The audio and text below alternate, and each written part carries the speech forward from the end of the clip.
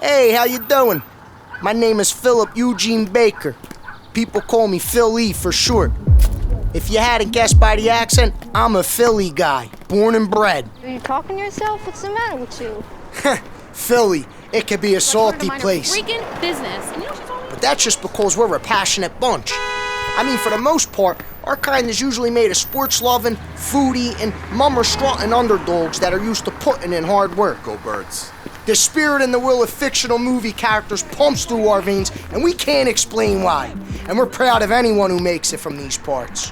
Which reminds me of a story about two Philly guys who are responsible for making this town as salty as it is. You know what?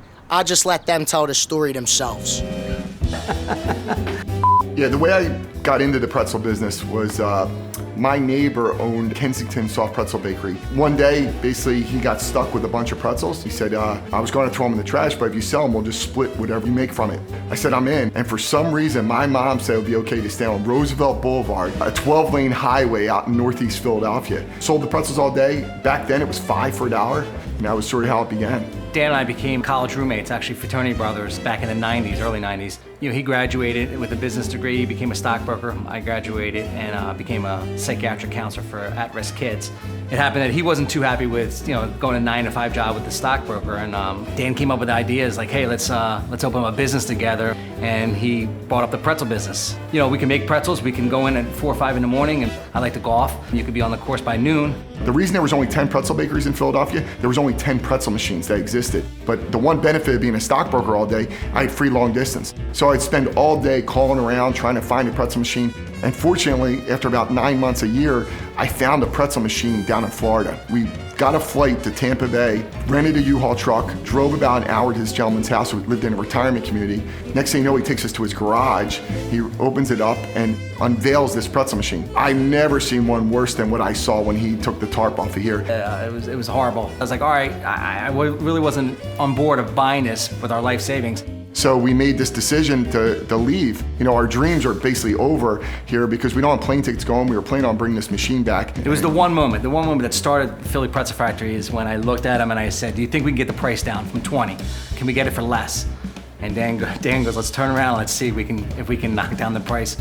And the rest is history. We agreed to buy it for $14,500. We were gonna do what all the other Philly guys did and just open up 4 in the morning, close at 9. I mean, that was the original plan, but when we chose this location on Frankfurt Avenue, we didn't even have a cash register. We had aprons when we first opened up.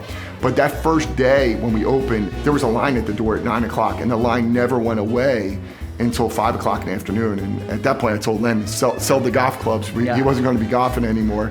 I didn't golf that year, but to be honest, the reason we had customers is because, I was baking or Dan was twisting and we were doing the counters. There was really just 2 of us. We were so far behind in the product that every customer that was coming in were receiving hot, fresh pretzels. So the word spread that you were getting fresh pretzels all day, and it was because we were just so far behind and we weren't prepared for the walk-in traffic, and it was a blessing.